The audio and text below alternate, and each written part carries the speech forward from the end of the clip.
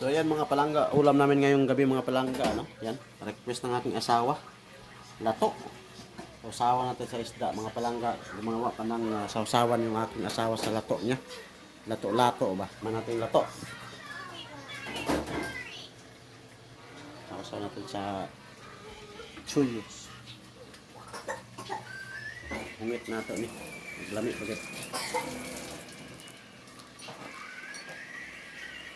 Panaas.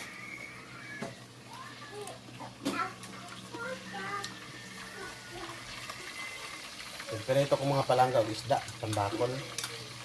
Yung problema, napiyong na ako ang kalayo. Hindi naging maluto ang huli. Yung man. Sana naman.